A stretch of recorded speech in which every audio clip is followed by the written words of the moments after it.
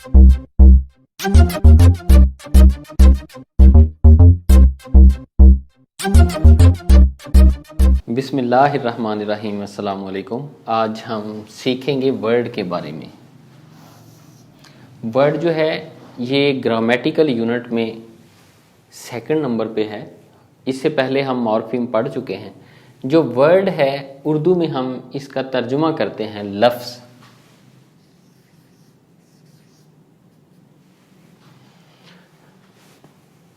अब हम इसकी अंग्रेज़ी के अंदर जो डेफिनेशन है उसकी तरफ आते हैं।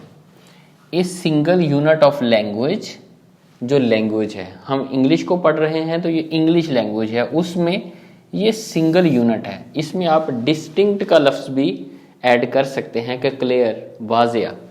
दैट हैज़ मीनिंग, ये पहली चीज़ है जब आपने डेफिनेशन लिखनी है। ए सिंगल यूनिट यानी कि सिंगल यूनिट हो और उस सिंगल यूनिट के जो एट्रीब्यूट्स हैं, जो उसके करैक्टर हैं, जो उसकी खूबियां हैं, उसमें पहली खूबी ये है कि उसके मीनिंग्स होने चाहिए।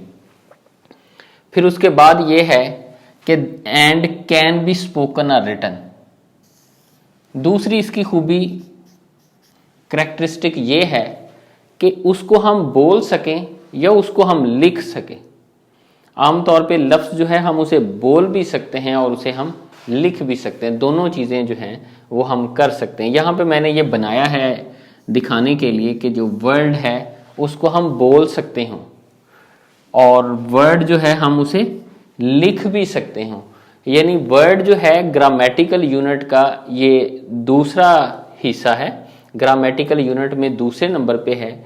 ये सिंगल यूनिट होता है, डिस्टिंक्ट होता है, वाज़िया होता है और इसके मीनिंग्स होते हैं। इसको हम बोल सकते हैं और इसको हम लिख सकते हैं।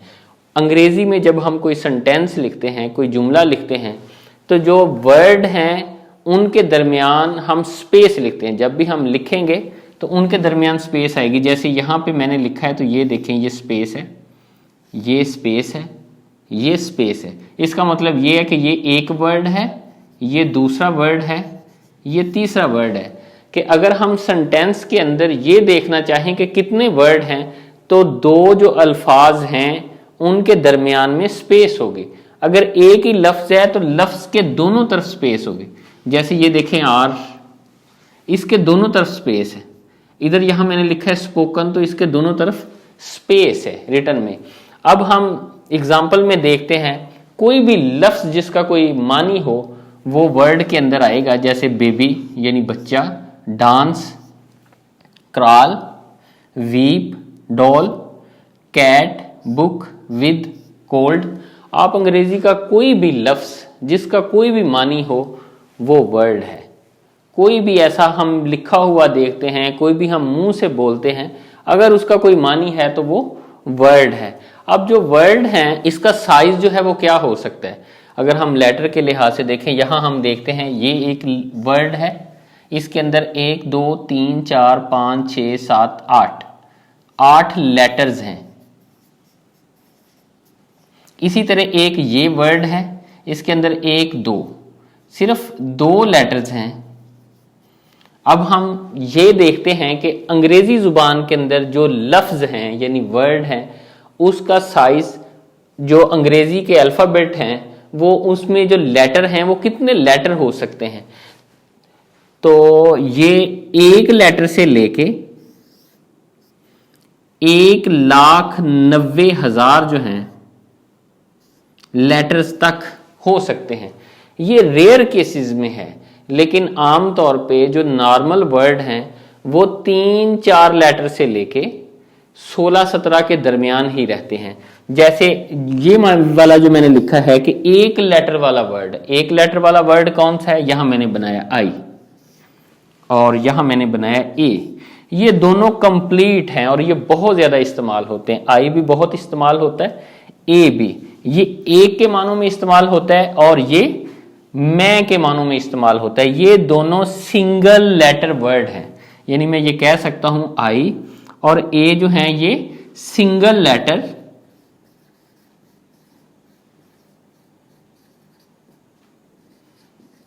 वर्ड्स हैं। बहुत कम लोग हैं, लेकिन कुछ लोग ऐसे हैं जो ओ जो है उसे भी सिंगल लेटर वर्ड के अंदर शामिल करते हैं। तो अब ये आई ए ओ ये एक लेटर वाले यानी सिंगल लेटर वर्ड है। उसके बाद ये देखें ओ आर 2 लेटर पे मुश्तमिल है, ये कैन 3 लेटर पे मुश्तमिल है, इसी तरह ये वाला यूनिट 4 लेटर पे मुश्तमिल है, ये सिंगल जो है 6 लेटर पे 6 लेटर्स पे मुश्तमिल है। इसी तरह बहुत सारे वर्ड ऐसे हैं जो 17-20 लेटर पे भी मुश्तमिल हैं। लेकिन एक वर्ड है अंग्रेजी के अंदर, वो है लफ्ज टाइटन। टाइटन जो है ये प्रोटीन है जो हमारे मसल्स को बनाती है, और इसके अंदर 1 लाख तकरीबन 90,000 यानी इसमें थोड़ा सा डिजिट है 89819 एग्जैक्ट जो है, लेकिन याद रखने के लिए 1,90,000 लेटर हैं।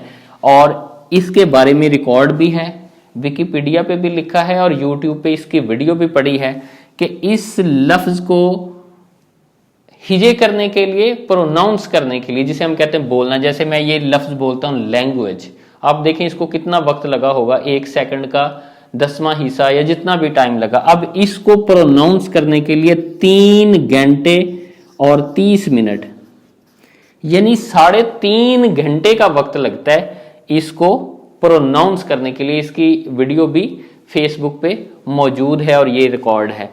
ये है जी वर्ड के बारे में। वर्ड ग्रामेटिकल यूनिट में 2nd पोजीशन पे है। ये इसके कोई ना कोई मीनिंग्स होते हैं, इसको हम बोल सकते हैं और लिख सकते हैं। सेंटेंस के अंदर जब ये होता है, हर लफ्ज के दोनों तरफ में स्पेस आती है। जो लफ्ज है वो सिंगल लेटर से शुरू होके बहुत सारे लेटर जो हैं उन पर मुश्तमिल हो सकता है। अब हम देखते हैं ये वाला जो वर्ड है, आगे इसकी क्लासेस हैं, उन क्लासेस को हम पार्ट्स ऑफ स्पीच भी कहते हैं। अब हम उसके बारे में पढ़ते हैं कि जो वर्ड है उसकी कितनी क्लासेस हैं।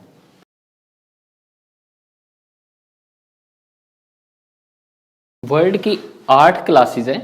जो वर्ड की क्लासेस हैं इनको हम पार्ट्स ऑफ स्पीच भी कहते हैं।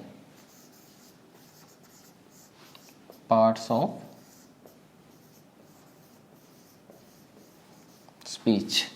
इनमें नंबर 1 क्या है?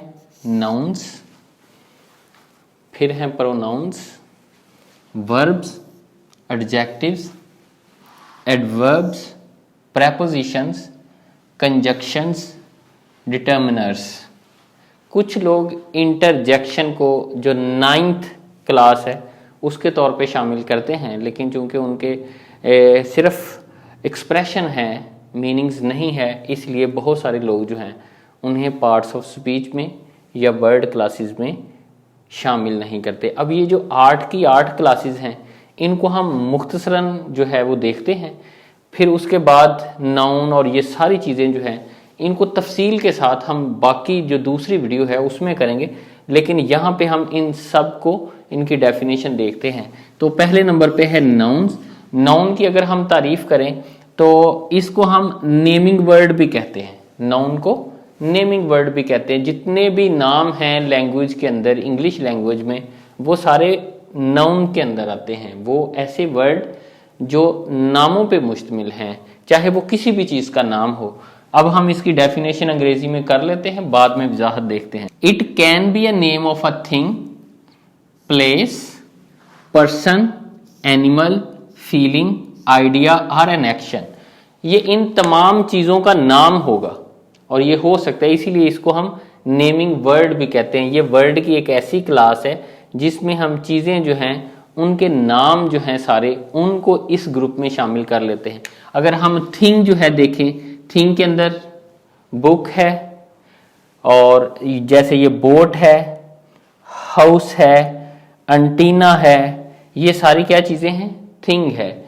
एयरक्राफ्ट है, एरोप्लेन है, ये सारे थिंग के अंदर आएंगी जो चीज़ें हैं।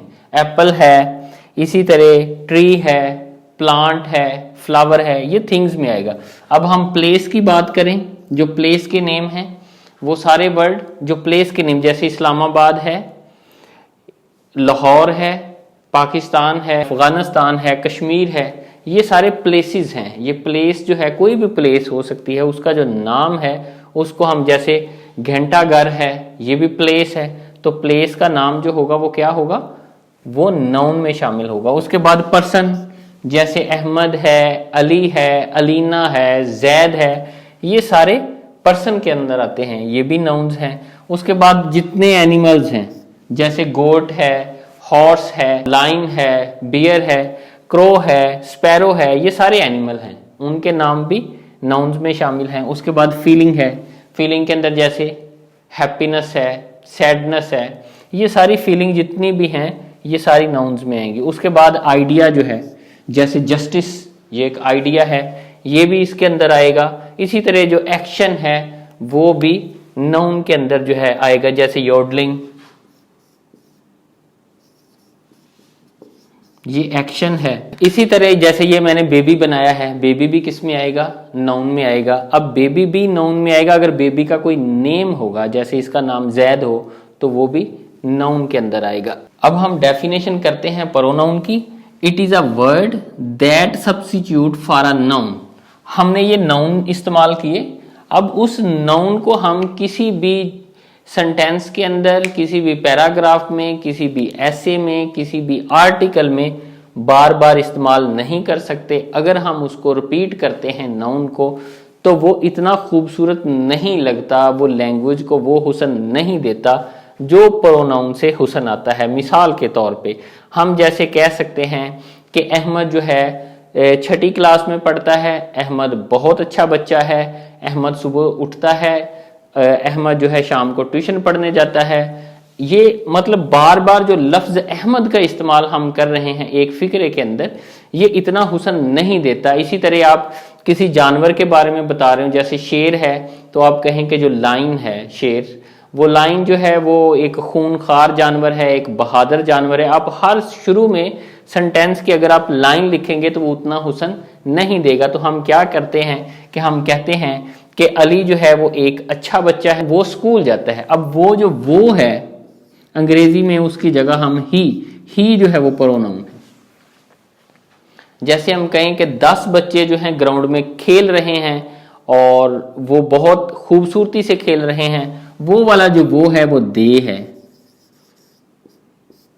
अब ये उर्दू के अंदर प्रोनाउन की मिसाल है, और ये वाले ही और दे, ये प्रोनाउंस अंग्रेजी में है। इसी तरह आई, वोई, ये सारे क्या हैं, ये प्रोनाउन की मिसालें हैं। अब हम देखते हैं वर्ब की डेफिनेशन के बारे में। अब तीसरे नंबर पे है वर्ब्स। जो वर्ब्स हैं इनकी डेफिनेशन हम देखते हैं। Words that show an action.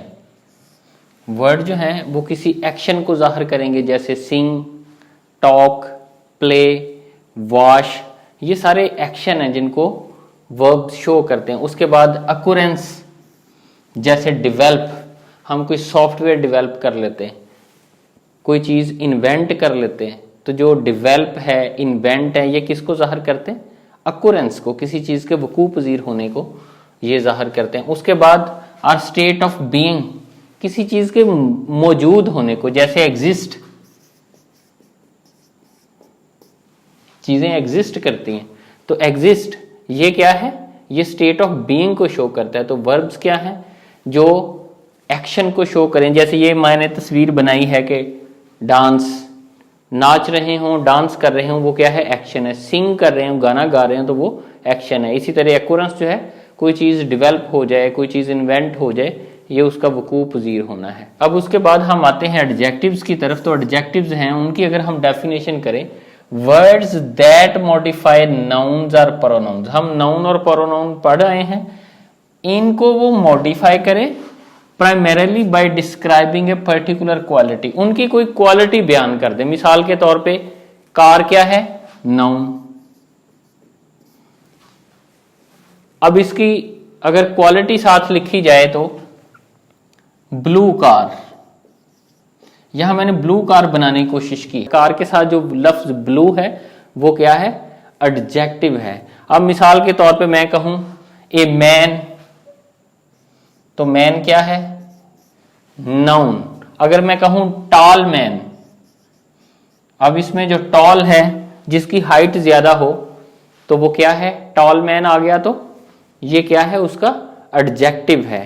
अब मैं कहूं फ्लावर, फ्लावर क्या है, नाउन है, तो रेड फ्लावर कहूं तो रेड फ्लावर क्या है, अब इसके अंदर रेड जो है वो एडजेक्टिव है, यानी उसकी ये खूबी बयान करेंगे। अब हम डेफिनेशन करते हैं एडवर्ब्स की। Adverb, words that modify a verb, adjective, another adverbs, phrase, class, even a sentence. अब हमने क्या कहा था कि जो एडजेक्टिव हैं ये मॉडिफाई करते हैं, और साथ ही हमने कहा था उनकी कोई क्वालिटी जो है, पर्टिकुलर क्वालिटी, वो डिस्क्राइब करेंगे। अब इसके अंदर चाहे वो नाउन हो, चाहे वो वर्ब हो, चाहे वो एडजेक्टिव हो, चाहे वो फ्रेज हो, क्लास हो, हत्ता कि सेंटेंस हो, इन सबको है मॉडिफाई करेंगे, इनको डिस्क्राइब करेंगे। यहां जो हमने एडजेक्टिव के बारे में पढ़ा था, एडजेक्टिव के अंदर नाउन और प्रोनाउंस, जो इनको डिस्क्राइब करते हैं वो एडजेक्टिव हैं, और जो बाकी सबको डिस्क्राइब कर रहे हैं वो क्या है, एडवर्ब्स है। मिसाल के तौर पे यहां मैंने क्या लिखा, टॉल मैन।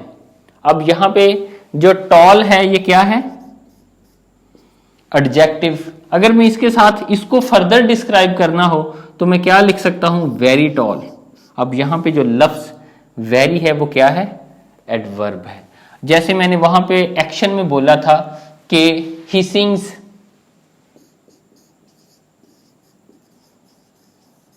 अब ये वाला जो है ये वर्ब है।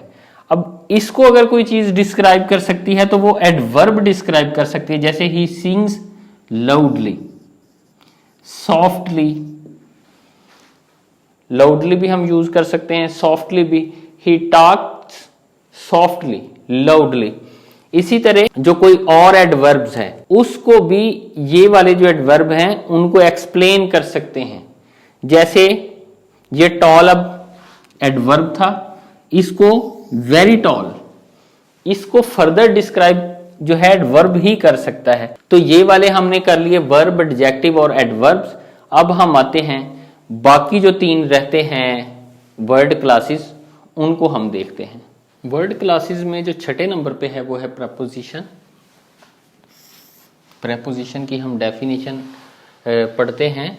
Words use to link nouns, pronouns और phrases to other words within a sentence.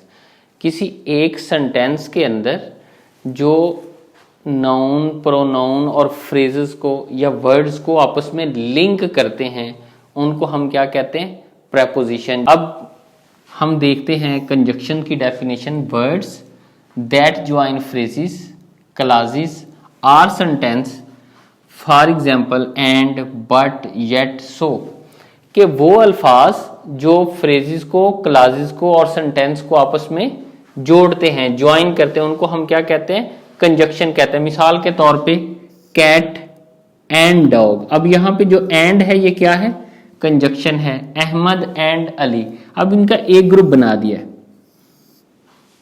उनके दरमियान जो है वो एक कंजक्शन जो है वो उनको जोड़ देता है, आपस में उनको बिल्ड कर देता है। अब हम आते हैं डिटर्मिनर्स की तरफ।